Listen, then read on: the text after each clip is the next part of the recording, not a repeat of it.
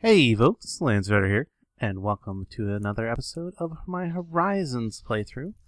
Today I'm starting out in my newly decorated bedroom. You can see that I've gone to town with some deco craft in here. I haven't really got to any other areas of the base yet, but I figured I'd start with my room, give it some nice decoration to go with in here. A little dartboard, a little fish tank to keep me entertained. If that fails to keep me entertained, I got my old-fashioned black and white TV here. Really cool. I can actually put stuff in my safe. I don't think I can do anything with the computer, no. I might end up changing that out for the actual computer later from open computers, but it look nice for now.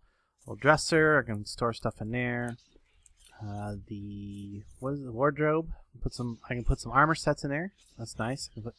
They even got rows of 4 slots, so I can make a whole bunch of different armor sets. I was going to actually put some armor stands, but then I discovered there's no armor stands in this pack, so oh well. I'm not going to have an armor display room like I was hoping to. I was going to make a bunch of different armors from all the different mods and have them on display. I thought it would be nice, but not going to happen. But there we go. There's some more storage in there too, so lots of storage space in here now. Let's come on down here because there's something I wanted to show you. One of my viewers suggested something that doesn't exactly replace this. I still need this because I need the sawdust to run the generator in there. But he suggested that one of the things I could do, viewer by the name of Nose Miner, was to use the Hyper Jaw Crusher to turn sand, which is an EE cost of 1, into clay, which gives an EE value of 64. So that basically increases your EE 63 times. Wow. So yeah, major increase there. Jaw Crusher is not particularly fast. If you wanted to get this, if you wanted to make a lot of material or a lot of EE value fast, you would need several of these set up like this.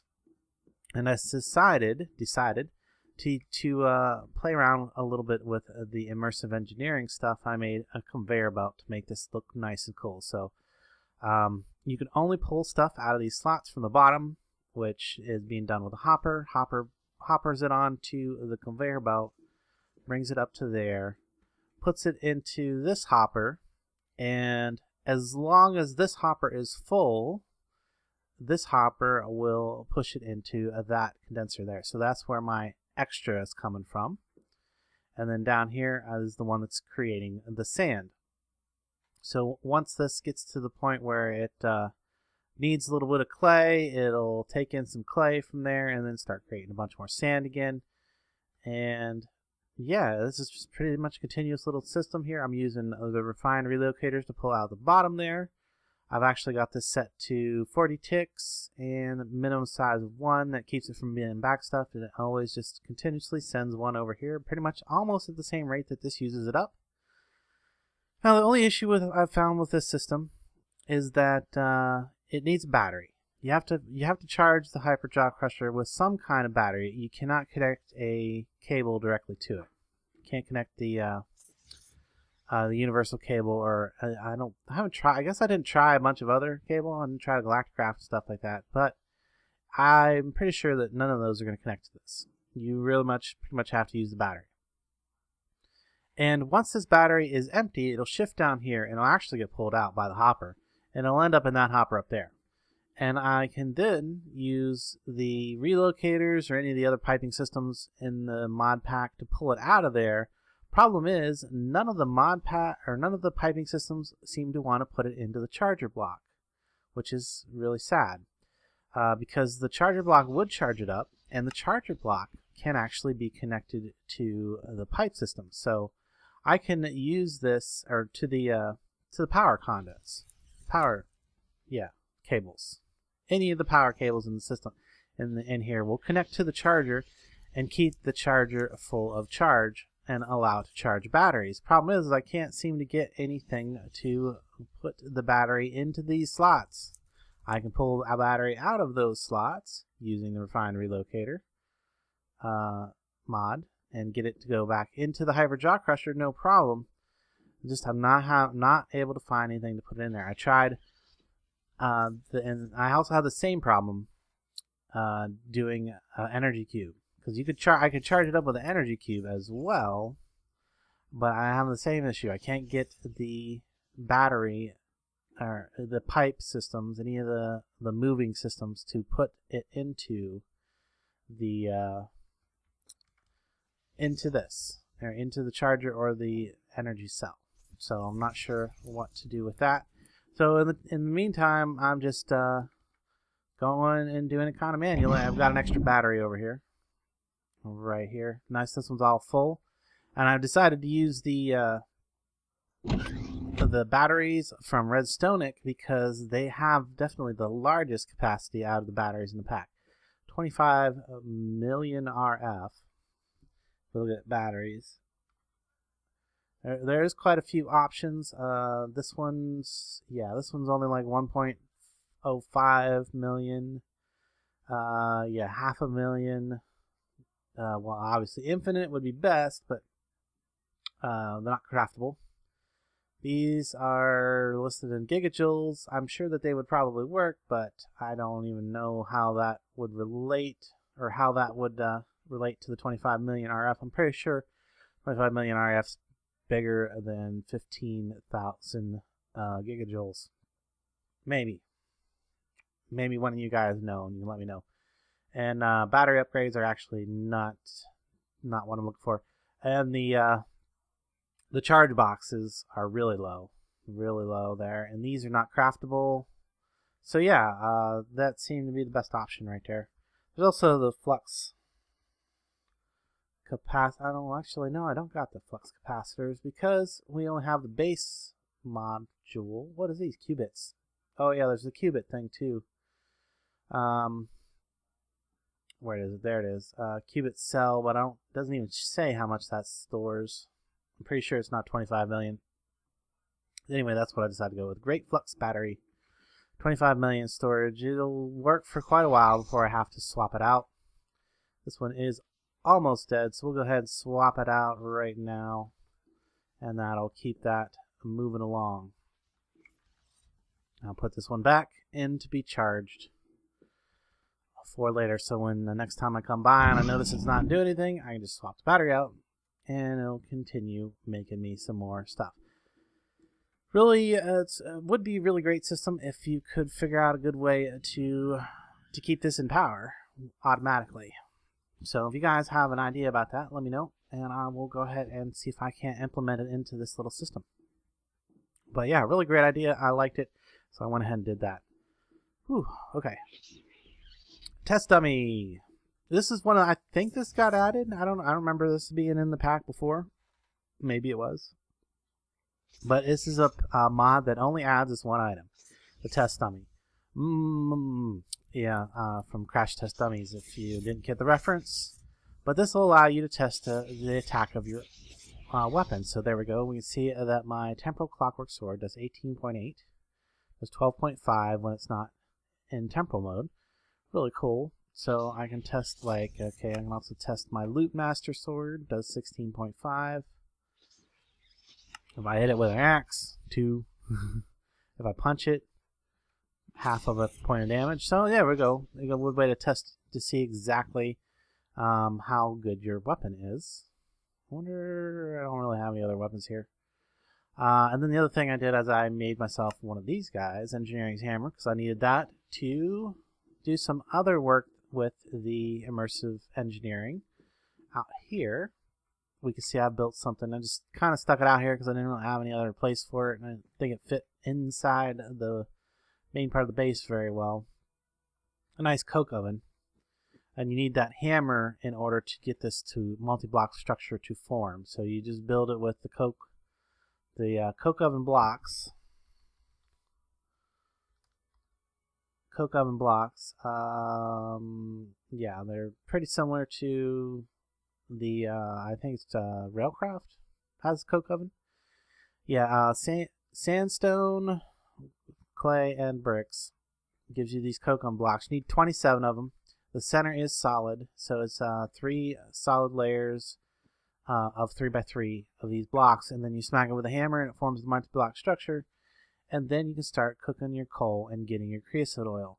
The only reason I needed this is because I need the creosote oil to make some of the other things in this mod further along,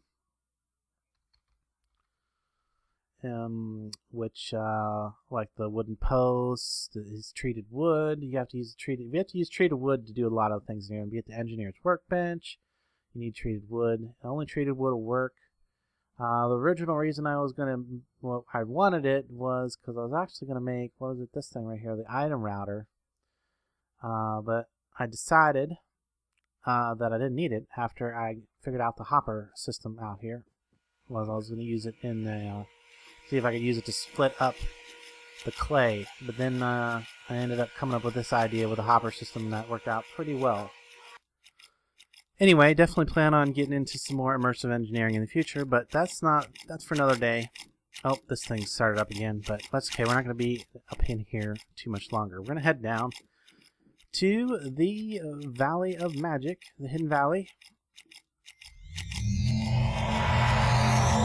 Oh, you can also, you may have noticed that I have a full set of charms now. I've got my butterfly charm, my flower charm for extra loot and extra experience, and I've also got my radon charm, which will return me back up here. I've got the moon charm put away because I don't need that one very often, only if I get lost underground. But you can see I got out of my clam farm. I checked it out just a little bit ago. Got myself 22 more princess clams, so I can make as many of those things as I want. And if anybody else in the server needs princess clams, I have them. I'm down here where we have been working on the blood magic altar. So we got our altar actually completely upgraded to tier 5. And I wanted to show you guys this little design. This little design I actually picked up from a friend of mine called SG. We were playing on another server together, and he did something similar to this, and I said, I like that, I'm going to use it. He said, that's kind, just make sure you credit me. So there you go, SG, thank you for that. That is really a nice looking layout for this. So how this works is, because the blood magic altar, or the blood altar, it's only checking that there's not air. So if it's, as long as it's not air, which it's a carpenter, it's being, this spot is being, this cube is being occupied by a carpenter wedge. Excuse me there. So so it's not air, and that works. And it doesn't really care about the one above. It doesn't really care about the block above that at all. It's not even checking that. So that's how that works. And then here we've got micro blocks and micro blocks, which again, not air. And then up here, carpenter wedge, not air. That's all that matters. So you can put anything in there, and this actually turned out pretty good. Originally, I had these set to be like a big spherical thing, a 3x3x3 spherical thing with a bunch of carpenter wedges, and it just looked a little too. It was a little too much. So I brought these down to match these ones, and I think it looks pretty good. Kind of goes along with the crystals, the floating crystals over here. Kind of similar, a little bit. And I'm not sure what I'm going to do with these columns out here, but I'm sure that they're going to change a little bit, and I'll do another setup like this at the top for the crystal thing that goes on top of there. Really cool, really cool. So yeah, we got it fully set up. You can see that I have a total of 16 speed runes, a total of 8 of these superior runes of capacity, which brings it up to a total of, it's slightly more than doubles the normal capacity. The normal capacity is 10,000 and up to 21,000. So yeah, it's slightly more than doubles it with the rune of superior capacity. And I didn't really show any of this. I didn't really feel like showing any of this on camera because I've done this a couple other times on camera in some other series. So I wanted to just go ahead and get the altar working up to tier 5. I've never done tier 6 yet, so I will show that eventually. And these rituals over here, I got these set up. Both the binding ritual, so that I was able to make myself a bound blade. I think I got it stored in here. Yeah, bound blade, so that I was able to get some blood shards, and because you need those to make these the large bloodstone blocks, you need those to make the bloodstone blocks in order to do that. But I figured I'd get to this point and then start showing off the new mod stuff, which is the blood arsenal. We got all kinds of cool things we can do in this, and I'm not 100% sure on some of what this stuff does in blood arsenal. Obviously, you can get some, I assume, very powerful tools here. We can get something. What this amulet of self-sacrifice? I'm assuming this will help you do your life collection better for self-sacrifice. This is self-sacrifice altar, so maybe I want to make one of those, see what it does, see how much it helps me. So like right now, I've got nothing in there. You can see that when I put one usage of that gives me just under 2,000, 1,800 LP, almost 1,900 LP. For one click of the sacrificial orb. So we're going to go ahead and we're probably going to want to make this and see how that works. And then there's also another helper mod in here, Sanguimancy, which allows us to do some really cool things, like automate the altar. So we're going to get a manipulator. We're going to need to get a blood interface. An altar manipulator is what we're shooting for here, which gives, we need the altar, what is it, the altar diviner? Wow, this is some expensive stuff. So we want to get all that set up and figure it out. There's a way to automate this. And you can see what I've done here is just a really, really super simple thing. What this allows me to do, what I was doing here, is basically this allows me to drop a full stack of stone in there, and it'll pipe that full stack stone into the altar so that I can convert the whole stack of stone all at once into the slates. These guys right here. It's much faster to do it. I mean, it still takes quite a long time, but it seems to be much faster to do a full stack at a time rather than one at a time. Especially when you're before you have your altar automated or anything like that. So, and then one other thing, I think somebody had mentioned this to me in a post, but I kind of knew about it. Down here, what I've done is I've made an environmental controller. These things, environmental controller. It's blocks of diamond, block gold, emerald, and iron. Some ender pearls, machine frame. Super worth it. And then you make yourself a regeneration plus module.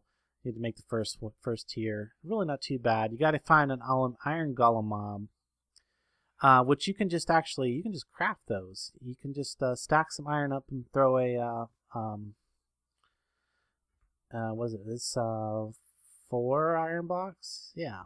Four iron blocks and a jack-o'-lantern, and you can get yourself an iron golem. It'll just basically similar to the way that you would get a another boss, except you only need one head. And instead of using soul sand, you use the iron blocks, and you get iron golem, and you can use the syringe on him to get those, and then you need 3 of them total in order to get the regeneration plus module. And then I would recommend, that should be like 90. Should be like, yeah, like 95 to 105. Oh, that's weird. Okay, that's why it got messed up. ND5. Okay, well that'll reduce the power consumption a little bit there. So it does use power per block that it affects. So right there, now we're only consuming 5 RF a tick. That's actually pretty cheap for what it does. It gives me a regeneration 3 while I'm up here on the altar. And just lets me refill this thing really fast. And you see I got regeneration 3. It keeps recycling as long as I'm up right here. I've got it down to the minimum radius of 5, which basically reduces that cost as much as possible. And yeah, that's pretty much all there is to it. I mean, when you set that up, it makes it really, really easy to keep your blood altar full. Real easy. And then I'm going to go ahead and put this back in there. But I'm definitely going to be doing some blood magic over the next few episodes, getting into those new blood magic mods to show you how those work and such. Might have to do a little bit of experiment with them because I've never used them before. And I want to completely understand them before I jump into them. But one thing I definitely want to do this episode is check out that necklace. What was it called? From Blood Arsenal, the Amulet of Self-Sacrifice. There's also one of Amulet of Sacrifice, which would be a different altar. So we want to do the Amulet of Sacrifice. And let me explain this over here. I got this teleporter working. You see it's putting off some particles and such. It takes 2 bound gems. One of these is bound to the location that it teleports to. And the other one is to receive power. And you can see that I've got these things set up. These are array towers. These are what allow you to string the power along to further away from your power generator. These are the generators, or the power, the enrichment chamber, or your battery. So these actually, since it can only go, I think it's 12 blocks total that the power can transfer to. So I've got these set up at pretty much about the most efficient interval that I could there. I think these are maximum distance, these 2 right here. And then finally it brings it over to this one, and this one's close enough to finally send the power into there. Trust me, it does have power. The interface is just being wonky. In fact, let me show you how it works, because this is a really cool teleport system. So you walk into here, and it starts making particles. You can hear it make some noise. It takes a little bit to activate. Scotty, beat me up. You're having a hard time getting a lock. Okay, there we go. Woo. Poof, and then like blasts you through the ether and to your target destination, like with a cannon fire sound. I love it. Really cool teleport system. We're going to have a little bit of every teleport system, I think, by the time we're done. We want to show it all off. But really, right now, we just want to get that, some string, some blood-burned string, which is just string around. Okay, that's easy enough. Grab some string out of here.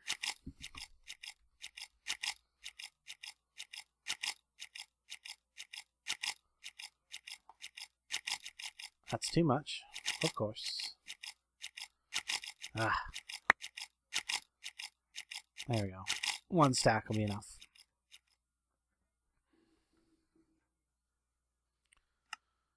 Okay. Do that, and I need 8 of those. I don't know if it's going to use up the I don't know if it's going to use up my orb. So what I'm going to do is I'm going to grab my one of my older orbs out. We'll try the weak one first. Should just get them all out first. So I've already up to Master Blood Orb. I still need to make the tier 5 orb, but I gotta set up the demon summoning altar, which I will do off camera between episodes. We'll summon a few demons next episode, so we show that off. I always like showing the demon summoning. It's relatively cool, and if you use the ritual and everything the way I do it, I think it's relatively easy. So let's do that. And we'll try the weak blood shard first. Yes, it'll take that. Good. Amulet of Self-Sacrifice. Got that. Now there's also an empowered. How do we empower it? Oh, we need self-sacrifice runes, amorphic catalyst, which is okay. That's a whole bunch of Okay, so we don't have the. We're not gonna do that today. So we're gonna figure out what this does. Okay, cool. It goes on. It does go in your bottle slot. And if we remember that we had was it 1875-ish per click before, so let's see what we get this time, see if it's any better. That's one click. 1873. Didn't seem like it did anything. So what would be the point of this? Collecting your life. Stored LP. I don't know. Maybe I gotta kill stuff. Maybe I've got to do that like away from here? What if I'm away from there? No? Stored LP, none. Do I have to put this in the altar? No, I won't go in the altar.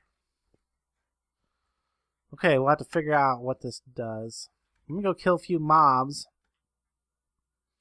and see if that makes a difference. See if that does anything. Seems like we want to store some life in it, probably. Or get some life stored in it somehow. We'll come over here. This is always an easy place to get a few mobs. We'll go ahead and we'll use the bound blade. Maybe I'll get a couple of blood shards while I'm at it. I don't want those anyway. Get enough of those, I can make myself a set of bound armor. Okay, let's see if that did anything. Did that do anything? No, it did not. Collecting your life. I don't know. Gonna have to do some research. Anyway, that's where I'm at. Only other thing I wanted to mention. Oh yeah, there was one other thing I did want to mention. Kind of falling through the world there. Here we go. Load up. Load in. There we go. One other thing I wanted to mention is that I discovered something about the Curse client. The Curse client downloads its own version of Java whenever you play off of the Curse client. So if you happen to be playing, if you happen to have Java 7 on your computer and you don't want to update your whole computer, you're playing on the Curse client, we'll actually download Java 8 specifically just for this pack. So it downloads its own version of Java for each pack. So you don't have to worry about having the correct version and stuff on your thing. That's something I discovered. And the crash that I had experienced was not related to Java. Let me explain that real quick before we wrap this up. Yeah, I just wanted to show off that blood altar. We're going to get into a little more specific blood magic stuff next episode. I'm going to get it figured all out, and then I'll just explain it all in one big go. But the crash that I was having was because when I updated the pack, some of my patterns that I had stored previously for different things, I think it was some of the ingots. Some of the ingots lost their matter value, probably because of changes in mods or whatever. So you can see that I don't have as many ingots in here now. Some of the ingots lost their matter value, which caused these pattern drives in here to have an error. A couple of the pattern drives in here had some errors to them. So that when I opened this interface, it was trying to read those the errors on the drives, which then caused my client to crash, which really had nothing to do with Java. It really wasn't necessarily Matter Overdrive's fault.